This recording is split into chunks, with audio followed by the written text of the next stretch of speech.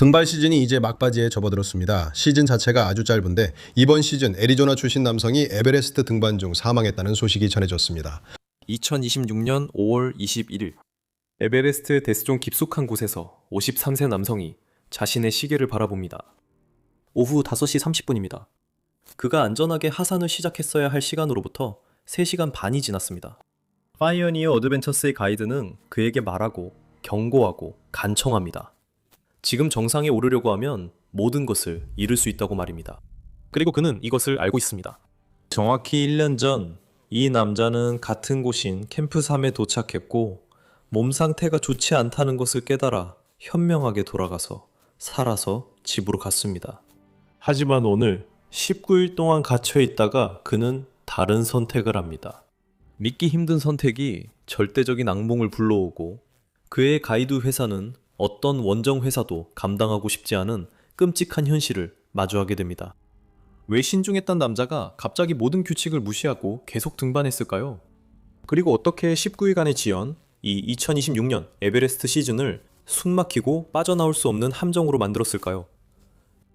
크램폰이 얼음에 닿기도 전에 숨진 베테랑 셰르파부터 데스존은 살아남았지만 선글라스 때문에 목숨을 잃은 남자까지 2026년 에베레스트에서 발생한 첫 사망사고들은 거의 믿기 힘든 일입니다.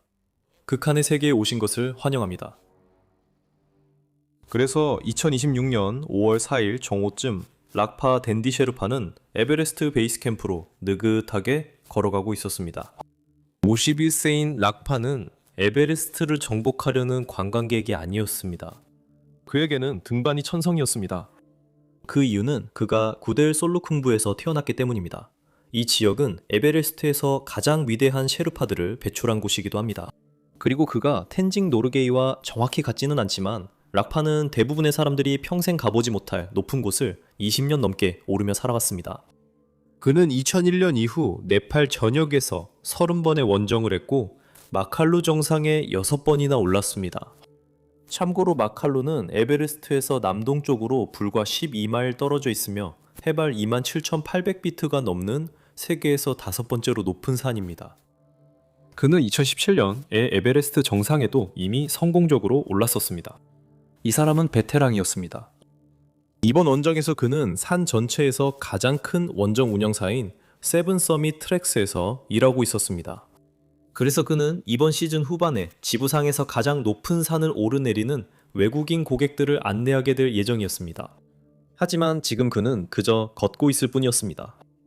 그가 걷고 있던 길은 해발 17,000피트에 위치한 작은 찻집 마을인 고락셉에서 에베레스트 베이스 캠프로 이어지는 길이었습니다. 그곳은 등산로가 아니라 보행자용 오솔길입니다. 거칠고 험해 보이고 물론 바위가 많고 울퉁불퉁하지만 근본적으로는 안전한 길입니다. 그곳에는 무너지는 얼음탑이나 눈다리 아래에 숨겨진 끝없는 크레바스 같은 것은 없습니다. 트레킹 관광객들이 매년 봄마다 이 길을 지나갑니다. 저는 등산 경험이 전혀 없는 일반 등산화를 신은 사람들을 말하는 겁니다. 저도 전문 등반가는 아니고 2024년 3월에 똑같은 길을 걸었습니다. 락파바 같은 수준의 셰르파에게 이 산책은 그냥 밖에 나가서 우편물을 가져오는 것과 다름없습니다. 그는 숨조차 거치기 쉬지 않았을 겁니다. 그의 관심은 베이스캠프 도착 후 진짜 원정 작업 시작이었겠죠. 하지만 뭔가 잘못됐습니다. 이 평범하고 지루하고 안전한 에베레스트 산으로 가는 길에서 셰르파 락파 댄디는 그저 넘어졌습니다. 왜 그런지 잘 모르겠습니다. 정확히 무슨 일이 있었는지에 대한 보고는 엇갈립니다. 그의 고용주인 세븐 서밋 트랙스의 공식 성명에 따르면 그는 의식을 잃고 등산로에서 사망했다고만 나와 있습니다. 현지에 있던 연락장교는 현지 언론에 그가 단순히 넘어졌다고 말했습니다. 네팔 경찰이 조사를 시작했지만 아무도 적어도 공개적으로는 명확한 답변으로 이 사건을 마무리하지 않았습니다. 부정할 수 없는 사실은 30번의 원정과 정말로 목숨을 위협하는 곳들에서 경력을 쌓은 한 남자가 실제 등반이 시작되기도 전에 세상을 떠났다는 점입니다.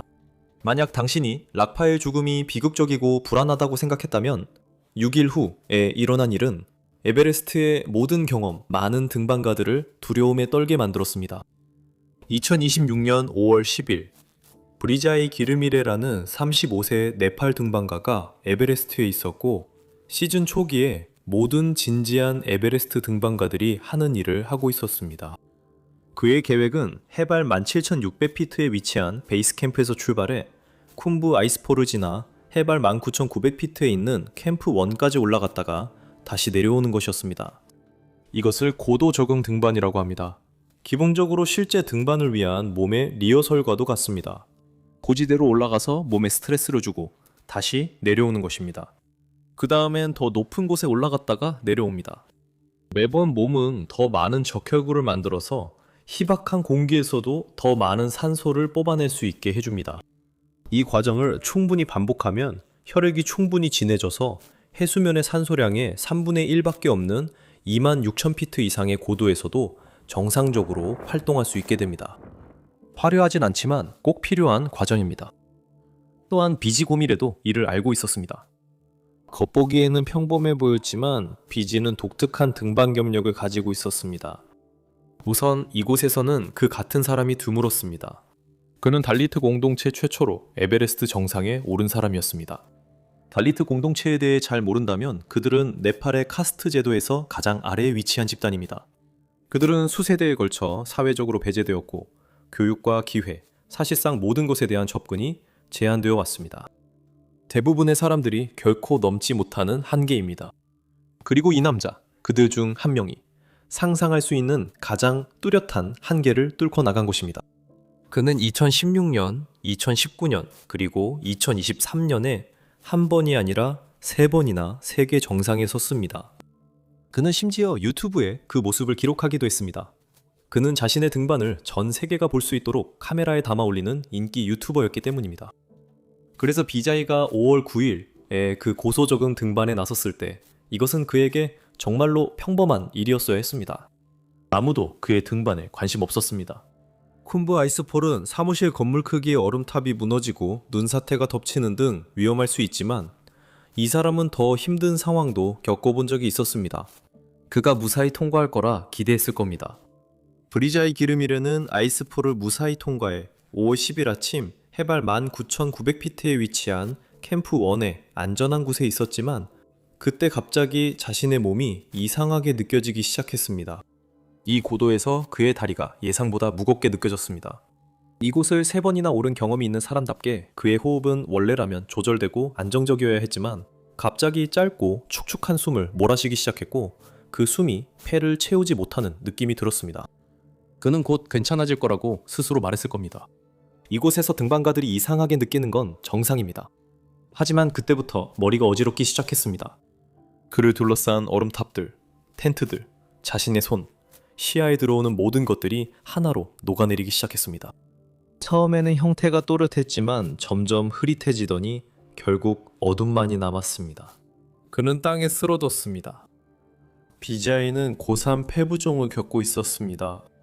극한의 고도에서 산소 수치가 충분히 떨어지면 폐의 혈관이 직접적으로 폐포로 액체를 누출하게 됩니다. 이 작은 주머니들은 원래 혈액에 산소를 전달하는 역할을 합니다. 이 주머니들이 공기 대신 액체로 차게 되면 당신이 숨을 쉴 때마다 물을 들이마시는 것과 같습니다. 당신의 폐가 내부에서부터 스스로 익사하고 있는 것입니다. 또한 혈액이 심장에 산소를 충분히 공급하지 못하면 심장은 멈춥니다. 모든 등반가들이 두려워하는 의학적 악몽입니다. 그의 등반 동료들은 그에게 달려가서 모든 응급 절차를 제대로 수행했습니다. 탄소가 투여되었고 베이스 캠프에 긴급 상황이 알렸습니다. 헤이피이의 유일한 치료법은 하산해서 심장이 더 이상 버틸 수 없기 전에 혈액에 더 많은 산소를 공급하는 것입니다. 하지만 움직일 수 없는 사람을 캠프 1에서 쿤부 아이스포르지나 밤에 데리고 내려오는 것은 결코 쉬운 일이 아닙니다. 그 길은 완전한 어둠 속에서 크레바스, 사다리, 무너지는 세락, 그리고 고정 루프로 이루어진 미로와도 같습니다. 그의 팀은 산이 허락하는 한 최대한 빠르게 움직였습니다.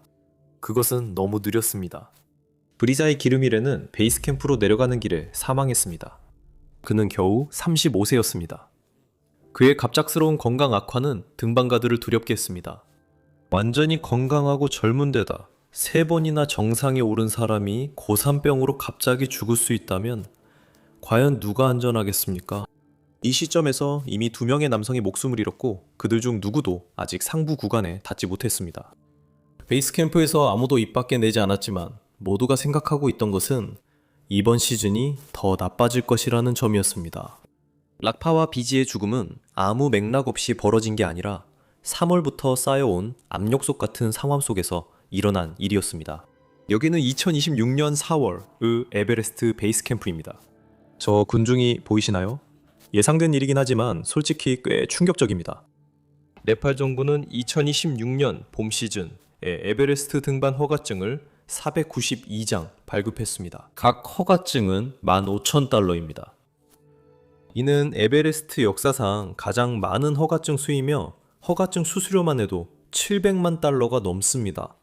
놀랄 일은 아니죠. 네팔은 최근에 재정 문제를 겪고 있고 에베레스트는 네팔에서 가장 가치 있는 천연 자산입니다. 그래서 관광청이 이번 봄에 그 어느 때보다 많은 허가증을 발급한 것은 논리적인 일입니다. 비록 그로 인해 네팔에서 가장 신성한 산이 휴일 주말의 고속도로처럼 사람들로 가득 차게 되더라도 말이죠. 이제 셰르파들을 고려해보세요. 모든 외국인 등반가는 법적으로 최소 1명의 셰르파를 동반해야 합니다. 대부분의 프리미엄 업체는 고객 1명당 2-3명의 셰르파를 배정합니다. 즉 정상 도전 인원이 많아진다는 의미입니다. 한 산에서 단 하나의 고정 로프라인에 거의 1000명에 가까운 사람들이 몰렸고 이 모든 인원이 그 정도의 인원을 감당해 본 적 없는 인프라를 통해 이동하고 있었습니다. 그래서 2026년에 무언가가 잘못된 것은 정말 놀랄 일이 아니었습니다. 그리고 아이러니하게도 고장이 난 것은 장비가 아니라 바로 산 자체였습니다.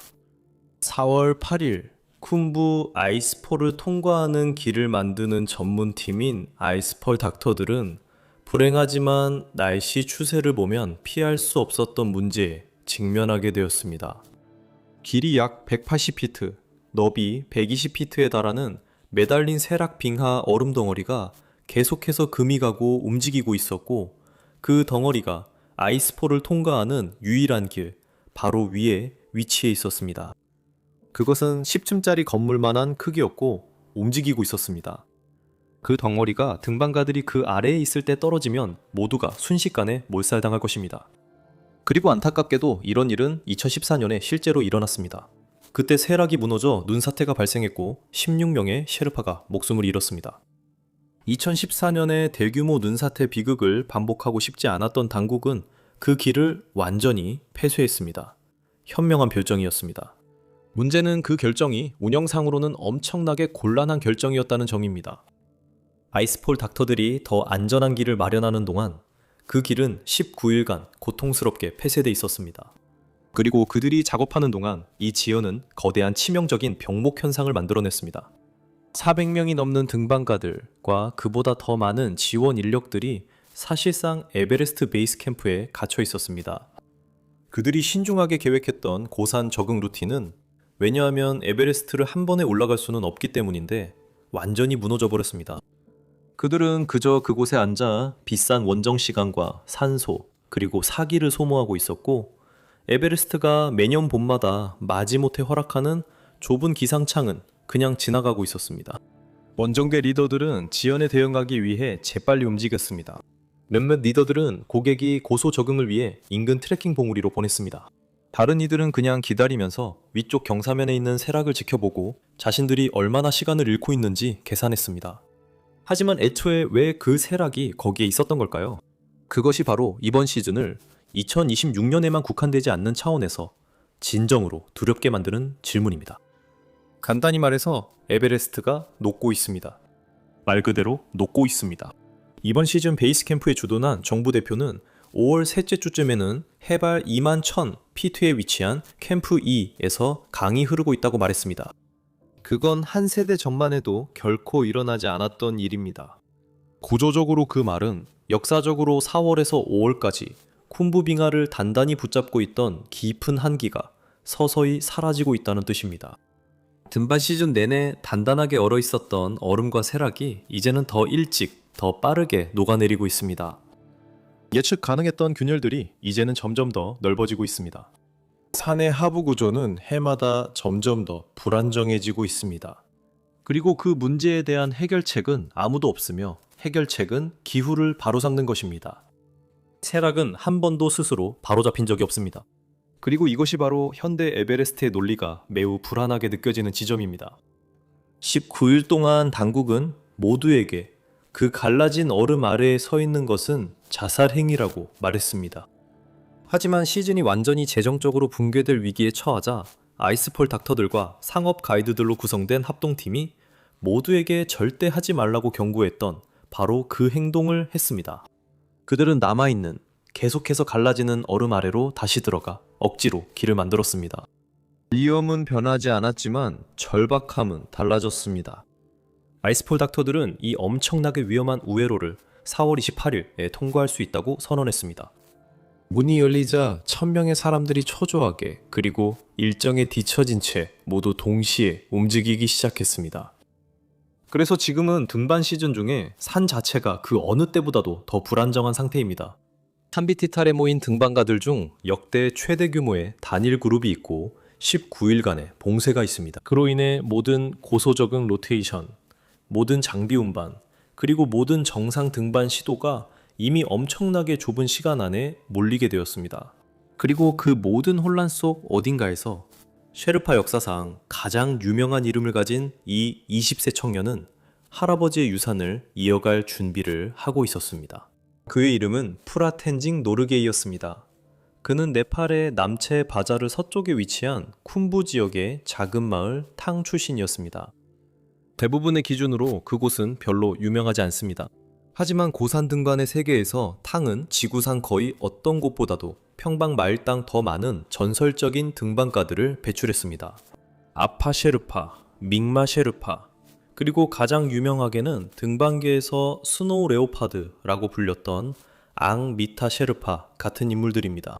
앙미타는 프라의 할아버지였고 솔직히 말해서 지금까지 존재했던 셰르파 중에서도 가장 강인한 인물 중 한 명이었습니다. 1983년부터 1996년까지 그는 보조 산소 없이 에베레스트 산을 10번 등반했습니다. 1987년 앙은 겨울에 산소 없이 에베레스트 정상에 올랐습니다. 그때의 혹독한 환경은 최신 장비가 있음에도 불구하고 대부분의 현대 등반가들이 시도조차 하지 않을 정도였습니다. 이건 말 그대로입니다. 그 업적은 다시 이루어진 적 없습니다. 기네스 세계 기록은 그의 등반을 겨울철에 산소통 없이 에베레스트를 오른 가장 높은 고도 등반으로 공식 인증했습니다. 네팔 정부는 그에게 2번의 국가 훈장을 수여했고 등반계는 그에게 스노 레오파드라는 별명을 붙여주었습니다. 은퇴할 무렵 앙리타는 등산계에서 폐와 고통, 인내심이 보통 인간의 한계를 넘어선 사람으로 여겨졌고 그의 혈통은 계속해서 등반을 이어갔습니다. 그의 막내 아들 프랑누르 셰르파도 자신의 아들을 두었습니다. 그리고 그 소년 프랑 갸제는 2026년 5월 11일 이 산에 올라 자신의 이름을 알리려고 했습니다. 프랑의 아버지와 달리 프랑의 등반 여정은 평범하지 않았습니다. 프랑은 에베레스트에서 고정 노프를 잡아보기 전에 승려로 공부했고 수도원에서 시간을 보냈습니다. 그를 그 삶에서 벗어나 산으로 이끈 것이 무엇이었는지는 완전히 명확하지 않습니다. 그와 가까웠던 몇몇 사람들은 나중에 그를 조용하고 매우 영적이며 셰르파 기준으로도 드물게 규율이 엄격한 사람이라고 묘사했습니다. 하지만 그가 수도원 생활에서 얻은 것이 무엇이든 그는 그것을 고산 작업에도 그대로 가져갔습니다. 그는 오스트리아에서 한 시즌 동안 가이드로 일하며 유럽 지형에서 기술적인 경험을 쌓았고 2025년 에베레스트에서 처음 일한 해에 19세의 나이로 정상에 올랐습니다. 2026년 은 데뷔 시즌의 긴장이 이미 세계 정상에 오른 사람의 자신감으로 바뀌는 해가 될 예정이었습니다. 5월 11일 밤 프랑 갸우제는 에베레스트에 다시 오를 채비를 거의 마친 상태였습니다. 그는 셰르파 팀의 일원으로 일정에 크게 뒤처진 고객들을 위해 로체벽을 따라 캠프 3까지 보급품을 운반하고 있었습니다. 이것이 바로 셰르파들이 하는 화려하지는 않지만 에베레스트 등정을 가능하게 하는 절대적으로 필수적인 일입니다. 아마도 왜 그가 밤에 등반하고 있었는지 궁금하실 겁니다. 저도 이 이야기를 우연히 듣고 정말 궁금했어요. 해발 23,000피트에서 거의 수직에 가까운 얼음벽을 밤에 등반한다는 건 정말 미친 짓처럼 들립니다. 하지만 로체벽에 대해 재미있는 점은 밤이 가장 안전한 등반 시간이라는 겁니다. 낮에 태양이 드러난 얼음에 닿으면 표면이 부드러워집니다. 새벽 4시에 단단하게 얼어있던 눈이 정오가 되면 느슨해지고 움직이기 시작합니다.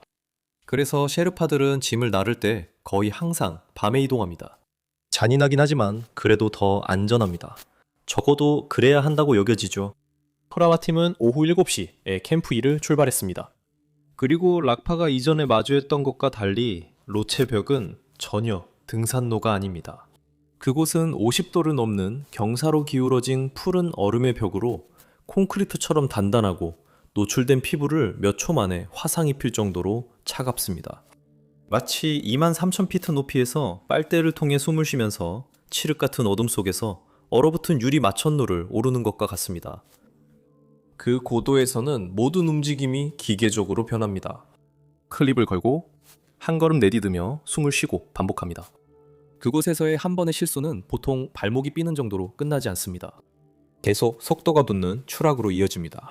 투라와 다른 셰르파들은 얼음에 반사되는 헤드램프 불빛 아래 어둠 속을 천천히 위로 올라갔습니다. 그들 각자는 등에 묶인 무거운 짐을 지고 있었습니다. 산소통, 텐트, 밧줄, 버너, 그리고 음식까지. 그들은 몇 시간 동안 등반했습니다. 그들 위로 캠프3가 산에 마치 작은 주황색 흉터처럼 경사면에 직접 새겨진 줄처럼 달라붙어 있었습니다. 그들 아래로 쿤부빙하는 어둠 속으로 사라졌습니다. 밤 11시쯤이었습니다. 프로는 로체의 벽에 설치된 고정 로프의 앵커 지점 중 하나에 도달했습니다. 다음에 무슨 일이 일어났는지 이해하려면 고정 로프 시스템이 어떻게 작동하는지 알아야 합니다. 모든 클라이언트나 셰르파가 베이스 캠프 위로 오르기 전에 로프 픽서라고 불리는 전문팀이 다른 모든 사람들보다 먼저 나아가서 전체 경로를 따라 일정한 간격으로 바위와 얼음에 앵커 볼트를 실제로 박아 놓습니다. 그런 다음 그들은 두꺼운 정지 로프를 그 앵커들을 끼워 넣어 로체벽 아래쪽부터 해발 26,000피트의 사우스 콜까지 연결합니다.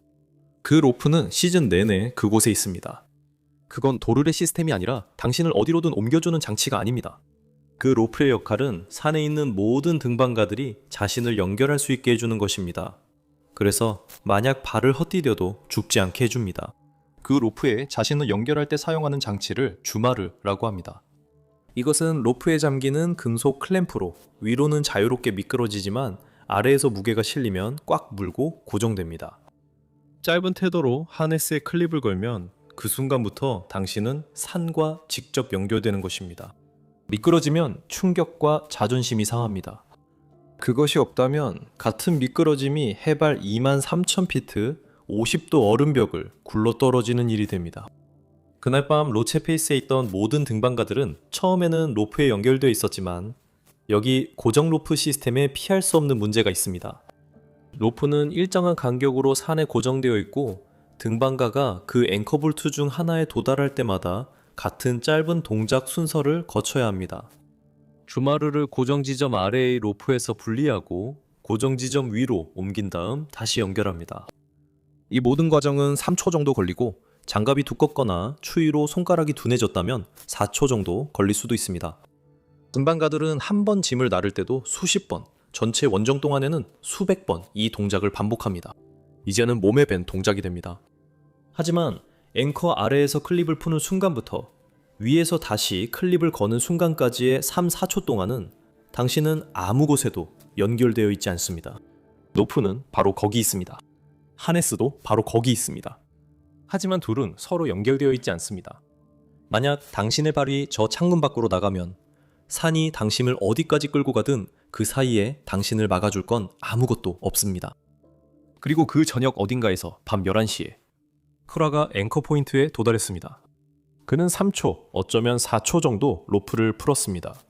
그는 장비 없이 그 얼음 위에 서 있는 남자처럼 완전히 무방비 상태였습니다. 그가 해야 할 일은 다시 앵커에 로프를 거는 것뿐이었고 그러면 다시 안전해질 수 있었습니다. 하지만 그 순간 바로 그 어둠 속에서 무거운 배낭을 메고 있던 투라가 발을 헛디뎠습니다. 그날 밤 어둠 속에서 무슨 일이 있었는지는 아무도 모르지만 이 지점에서 고정 로프 시스템의 치명적 결함이 드러났습니다.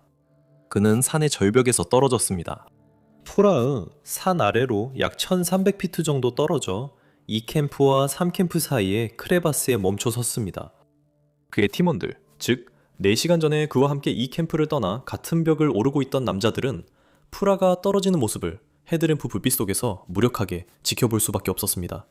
그들은 아무것도 할 수 없었습니다. 마침내 그가 멈췄을 때 그들은 그를 찾아 나섰습니다. 한밤중 고지대에서 그 남자들은 그 크레바스로 내려가 프라를 찾았습니다. 이것이 얼마나 엄청나게 용감한 일이었는지 표현할 말이 없다고 생각합니다. 그들은 그의 몸을 크레바스에서 직접 끌어내는 데 성공했고 응급처치를 했지만 이미 너무 늦었습니다. 추락하면서 입은 외상은 생존할 수 없는 것이었습니다. 현장에서 사망 판정을 받았습니다. 팀원들은 그를 캠프 2까지 옮겼고 날이 밝자마자 헬리콥터가 도착했습니다. 그렇게 스노우 레오파드의 손자는 떠났고 등반가들은 정상에 도전할 기회조차 갖지 못했습니다. 솔직히 2026년 5월 중순쯤에는 이번 에베레스트 시즌이 완전히 엉망진창처럼 보였습니다. 3명의 현지 전문가가 목숨을 잃었습니다. 등반로는 19일 동안 폐쇄되어 있었고 등반로가 다시 열렸음에도 불구하고 날씨 때문에 아무도 단 한 사람도 정상에 오르지 못했습니다. 만약 정상 등반 시도가 이루어진다면 그것은 매우 서두르는 등반이 될 것이었습니다. 그리고 에베레스트의 길고 어두운 혼돈의 역사를 조금이라도 아는 사람이라면 에베레스트 정상에 인파가 몰리는 등반 시도가 곧 죽음의 선이 될 수 있다는 걸 알고 있습니다. 그리고 두 등반가에게는 실제로 그랬습니다. 그 이야기는 나중에 하겠습니다.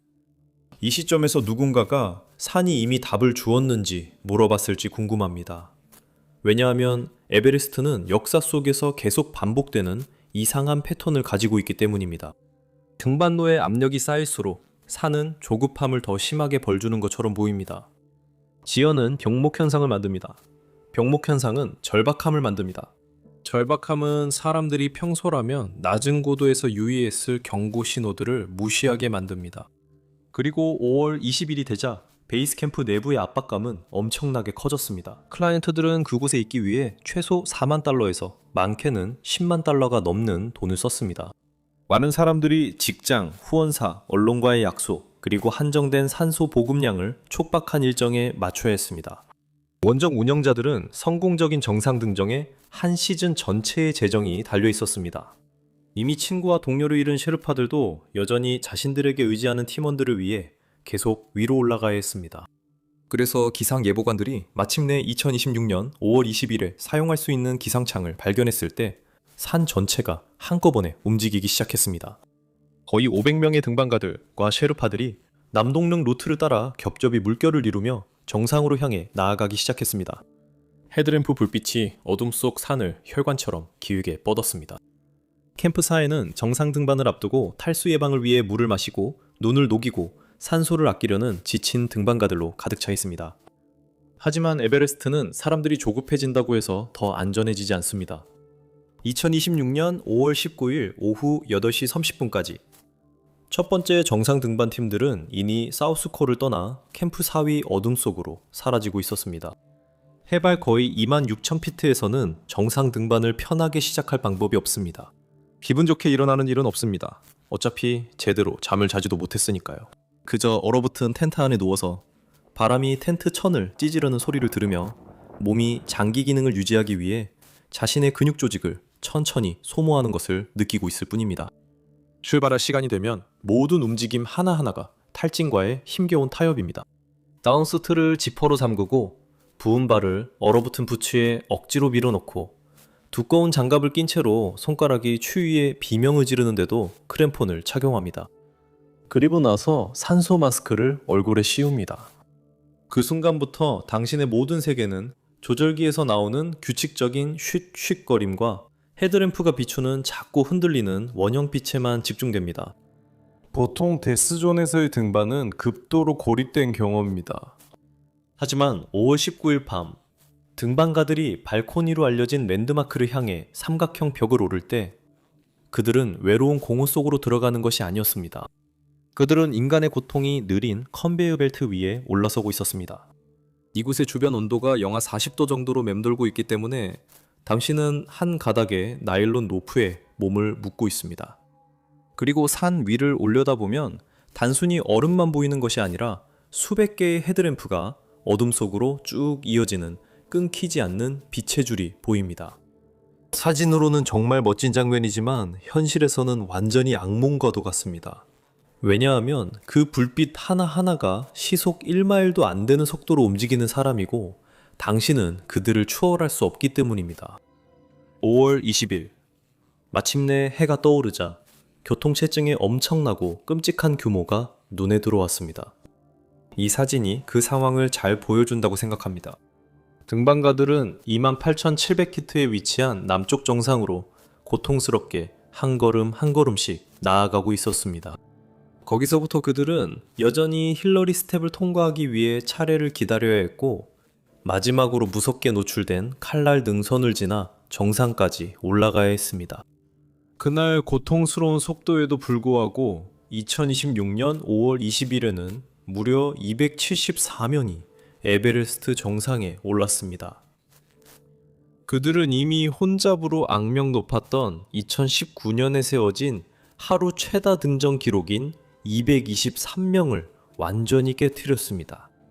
바로 다음 날에는 또 다른 154명이 뒤를 이었습니다. 48시간 동안 400명이 넘는 사람들이 세계의 정상에 선 것입니다. 이런 통계를 헤드라인에서 읽으면 그것은 마치 승리처럼, 원정 운영사들에겐 엄청난 운영상의 승리처럼 들립니다. 하지만 에베레스트 정상에 오르는 건 절반에 불과합니다. 사실 그것은 쉬운 절반입니다. 왜냐하면 등반가들이 정상에서 사진을 찍고 미소 지으며 셀카를 찍기 위해 마스크를 벗고 있을 때 그 엄청난 혼잡의 대가를 몸이 치를 때가 다가오고 있었기 때문입니다. 파이어니어 어드벤처스라는 특정 가이드 회사의 경우 24시간 동안은 완전한 악몽이 되었습니다. 왜냐하면 그들은 가장 경험 많은 고객 2명을 연달아 잃을 뻔했기 때문입니다.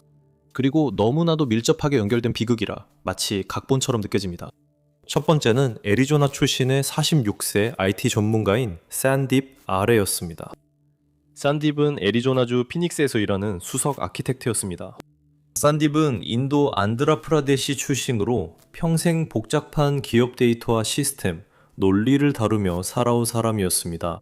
재무학 MBA와 20년간의 기술 리더십 경험을 가진 샌딥은 위험을 평가하고 치밀한 계획을 실행하는 방법을 모르면 그의 위치에 오를 수 없는 사람이었습니다. 샌딥은 갑자기 돈을 내고 에베레스트에 오르기로 한 사람이 아니었습니다. 샌딥은 진지한 지구력 운동선수였습니다. 이 사람은 고된 그랜드 캐니언 림2 림 코스를 여러 번 종주한 사람이었습니다. 그는 2024년에 킬리만자로 산을 등반했습니다. 그는 2026년 초 불과 몇 달 전에 남아메리카에서 가장 높은 산인 아콘카과 산을 등반했습니다. 그는 히말라야에 몸을 적응시키기 위해 전년도에 에베레스트 베이스 캠프와 로브체 이스트 트레킹까지 했었습니다. 그가 등록한 팀인 파이오니어 어드벤처스는 그를 팀에서 가장 강한 등반가 중 한 명으로 꼽았습니다. 그는 열심히 노력했고 5월 20일 오전 11시경에 그 노력은 결실을 맺었습니다. 샌딥은 에베레스트 산 정상에 섰습니다. 하지만 그 다음에 일어난 일은 마치 영화에서나 나올 법한 일이었습니다. 세상 꼭대기에 서 있는 동안 샌딥은 그 순간을 기록하고 싶었습니다. 그는 자신의 깃발을 들고 사진을 몇 장 찍기 위해 고글을 벗었습니다. 그때부터 모든 게 잘못되기 시작했습니다. 보시다시피 해수면에서 사진을 찍으려고 선글라스를 벗는 건 아무 일도 아닙니다. 하지만 29,032피트에서는 그게 엄청난 위험이 됩니다. 그곳에서는 대기가 너무나도 희박해서 태양의 자외선으로부터 사실상 아무런 보호도 해주지 못합니다. 그 순수하고 걸러지지 않은 자외선이 눈부신 하얀 눈에 닿아 바로 보호되지 않은 눈으로 반사되면 각막 표면이 화상을 입을 수 있습니다. 샌딥은 고글을 다시 쓰고 하산을 시작했지만 이미 피해는 발생한 상태였습니다. 그는 처음엔 아무 느낌도 없었을 겁니다. 설명증의 잔인한 원리는 등반가들을 즉시 벌하지 않는다는 점입니다. 각막은 아무런 경고도 없이 자외선을 흡수합니다. 1시간, 어쩌면 2시간 동안은 아무 문제가 없는 것처럼 보입니다. 그러다가 눈이 따갑고 화끈거리기 시작합니다. 그리고 그게 실제로 일어난 일이었습니다. 어디선가 내려가는 도중에 산딥의 시야가 하얗게 변했다가 어두워졌습니다. 그는 인간의 몸이 본능적으로 움찔할 정도의 극심한 고통 때문에 눈을 뜰 수 없었습니다. 그리고 그는 이미 수십 명의 건강한 사람들을 죽음으로 몰아넣은 산, 해발 27,000피트의 캠프포 위 어딘가 죽음의 지대에 갇혀 있었습니다. 산딥은 꼼짝할 수 없었습니다. 그는 더 이상 움직일 수 없었습니다. 그리고 그의 하강이 멈췄기 때문에 그의 몸은 해발 29,000피트의 데스존에서 더 오랜 시간을 보내야 했습니다. 오랜 노출과 올라가는 길에 겪었던 심각한 정체가 겹치면서 그는 고산 뇌부종, 즉 HAC에 걸렸습니다. 뇌에 체액이 쌓이기 시작하면서 뇌가 두개골을 압박하며 부풀어 올랐습니다. 그는 그곳에서 죽어가며 스스로 구할 방법이 없었습니다. 그가 갇혔다는 소식이 그의 원정 업체에 전해지자 그들은 즉시 비상 대응을 시작했습니다. 그들은 5명의 숙련된 셰르파 가이드팀을 파견했고 하산하는 인파를 뚫고 올라가 남쪽 정상 근처에서 그를 만나는 데 성공했습니다. 이어진 것은 이번 시즌에서 가장 고통스러운 구조작전 중 하나였습니다. 완전히 시각을 잃은 남성을 산 정상의 가장 기술적으로 까다로운 구간 중 하나에서 하산시키는 일은 엄청난 에너지가 필요한 매우 위험한 작업입니다. 5명의 셰르파가 산딥을 바위 턱 아래로 내릴 때마다 그들은 자신의 한정된 산소를 소모하고 있었습니다. 그들은 방금 자신들의 클라이언트를 무너뜨린 바로 그 동일한 기상 조건, 동일한 병목 구간에서 자신의 목숨을 걸고 있었습니다. 48시간 동안 그 셰르파들은 산딥을 떠나기를 거부했습니다. 그들은 밤새도록 산딥을 직접 들어 죽음의 지대를 통과해 결국 비교적 안전한 캠프이까지 데려왔습니다. 기쁨에 찬 얼굴로 그들은 아웃핏팀에 전화를 걸어 성공 소식을 전했습니다. 그들은 시력을 잃고 죽어가던 남자를 죽음의 지대에서 무사히 구해냈습니다. 그것은 기적적인 구조였다고 그들은 생각했습니다. 구조에는 성공했지만 오랜 시간 노출로 인한 생리적 손상은 너무 심각했습니다. 그는 5월 22일 캠프 2에서 세상을 떠났습니다. 산딥이 캠프 2에서 마지막 숨을 내쉬고 있을 때 또 다른 남자가 산 정상에서 완전히 갇혀 있었습니다. 산딥과 이 남자는 서로 알고 있었습니다. 두 사람 모두 인도 출신 IP 전문가였습니다. 그들은 같은 베이스 캠프와 식당 텐트를 사용했습니다. 그들은 같은 일정으로 고산 적응을 했고 같은 대규모 교통체증에 갇혔습니다. 그들은 정상 등반 준비 중 거의 확실히 서로 행운을 빌었을 것입니다. 그리고 서로 24시간도 안 되는 간격으로 그들은 에베레스트에서 같은 문제에 부딪혔습니다. 잠깐 옆길로 새겠습니다. 매달 유튜브에는 올라가지 않는 이야기가 있습니다. 원하시면 거기서 보실 수 있습니다. 패트리온 아래 링크를 확인하세요. 자, 어디까지 이야기했죠? 그의 이름은 아룬 쿠마르 티와리였습니다. 그는 하이데라바드 출신의 53세 고위 IT 전문가였습니다. 그리고 많은 에베레스트 등반가들이 허가증을 사고 가이드가 고정 로프로 사실상 끌어올려주는 데 의존하는 것과 달리 아룬은 정말로 경험이 매우 풍부한 산악인이었습니다. 그는 갓 대륙의 최고봉인 세븐 서밋을 적극적으로 하나씩 정복하고 있었습니다. 그는 북아메리카에서 가장 높은 봉우리인 디날리를 등반했습니다. 그는 러시아의 엘브루스 산을 등반했습니다. 그는 아프리카의 킬리만자로와 남아메리카의 아콘카과 산 정상에 섰었습니다. 이 사람은 산을 이해하는 사람이었습니다. 더 중요한 건 그는 자신의 몸을 이해했습니다. 바로 전해인 2025년에 아룬은 에베레스트 등반을 시도했습니다. 그는 비용을 지불했고 훈련을 받았으며 약 23,600리트, 그러니까 캠프 3 근처까지 등반했습니다. 그리고 그곳에 올라갔을 때 아룬은 뭔가 잘못됐다는 것을 깨달았습니다. 그의 속도가 너무 느렸습니다. 그의 몸이 고소 적응 순환 후에 필요로 하는 만큼 회복되지 않았습니다. 이제 이 한 가지 목표를 위해 수만 달러와 수년의 시간을 투자했다면 계속 밀어붙이고 싶은 심리적 충동이 엄청나게 강해집니다. 이것을 정상열풍이라고 부르는데 매년 이로 인해 사람들이 목숨을 잃습니다. 아룬은 정상열풍에 걸리지 않았습니다. 그는 자신의 속도를 살펴보고 산을 바라본 뒤 믿을 수 없을 만큼 어렵지만 매우 현명한 결정을 내렸습니다. 바로 돌아서기로 한 것이죠. 그는 완벽하지 않은 상태로 데스존에 들어가면 설맹, 동상, 그리고 죽음의 위험이 크게 높아진다는 것을 알고 있었습니다. 그는 산을 존중했고 자신의 한계도 존중했습니다. 그래서 그는 무사히 집에 돌아갔습니다. 하지만 아론이 2026년 봄에 다시 에베레스트로 돌아갔을 때 그는 완전히 다른 산에 들어섰습니다.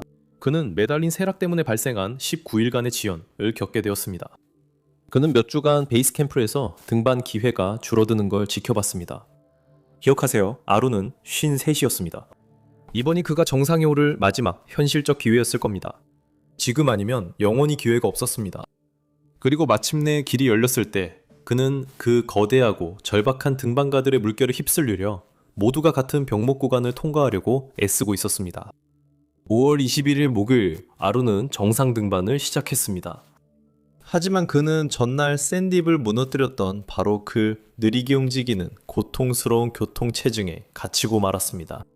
한 걸음 내디딜 때마다 기다려야 했습니다. 기다리며 보낸 매 시간마다 한정된 산소가 소모됐습니다. 결국 아론은 자신의 꿈을 이뤘습니다. 그는 에베레스트 산 정상에 올랐지만 정상에 도착한 시간은 대략 저녁 5시 30분이었습니다. 에베레스트의 회군 시간에 익숙하지 않으시다면 대부분의 신뢰받는 원정대 리더들은 엄격한 규칙을 가지고 있다는 것만 알아두세요. 오후 1시, 나 아무리 늦어도 2시까지 정상에 서 있지 않으면 바로 하산해야 합니다. 이건 간단한 계산입니다. 오후 5시 30분 정상 도달 시, 당신의 하산 전체가 완전히 어두운 밤에 이루어진다는 걸 의미합니다. 해가 지평선 아래로 떨어지는 순간 주변 온도는 20도에서 30도까지 급격히 떨어질 것입니다. 그래서 당신은 몸이 완전히 고갈된 상태에서 지구상에서 가장 위험하고 수직으로 노출된 지형을 통과해야 합니다. 그건 정말 고통스러운 일입니다. 그래서 여러분은 이렇게 생각할 수 있습니다. 되돌아가야 하는 시각이 그렇게 엄격한 기준이라면 왜 셰르파 가이드가 억지로 그를 데리고 내려가지 않았을까요? 사실 그들은 거의 확실히 그렇게 했을 겁니다. 하지만 셰르파들은 안내자이지 산의 경찰이 아닙니다. 수만 달러를 지불한 고객이 정상에 오르고 싶다는 집착에 사로잡혀서 단호하게 돌아가기를 거부할 때 안내자는 그들을 억지로 붙잡아 끌고 내려올 수 없습니다.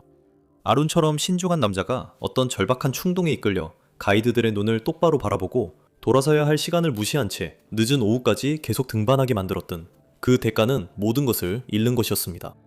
해가 지고 기온이 떨어지자 아론은 파이어니어 어드벤처스의 경험 많은 셰르파 가이드와 함께 하산을 시작했습니다. 그들은 헤드램프를 켰습니다. 극심한 피로가 몰려왔습니다.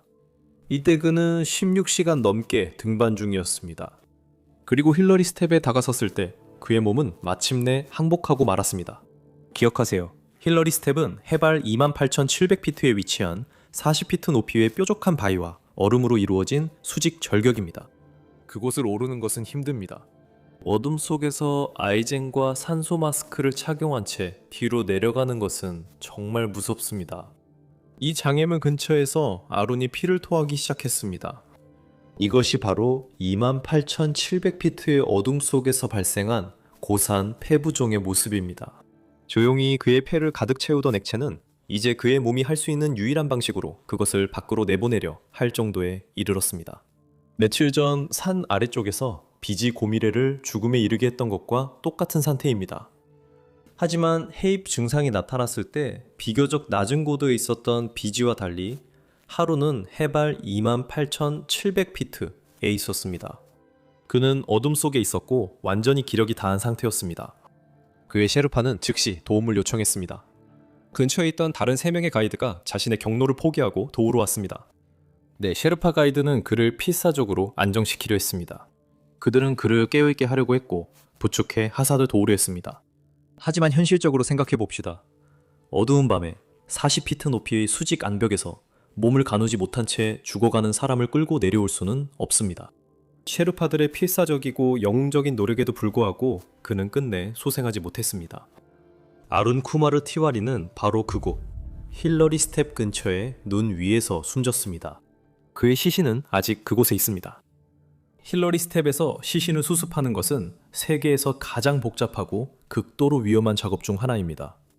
얼음에 얼어붙은 시신을 잘라내어 수천 피트 아래로 내리는 일은 죽음의 지대에서 자신의 목숨을 걸 각오가 된 셰르파 전담팀이 필요합니다. 이 작업에는 10만 달러 이상의 비용이 들고 많은 가족들과 네팔 정부는 시신을 수습하기 위해 더 많은 목숨을 위험에 빠뜨리기보다는 산이 죽은 이를 품도록 두는 것을 선호합니다. 2026년 시즌은 에베레스트가 얼마나 예측 불가능해지고 있는지를 보여줬습니다. 과거 경험이 당신을 구해주지 못합니다. 당신의 할아버지의 명성이 당신을 예외로 만들어주지는 않습니다.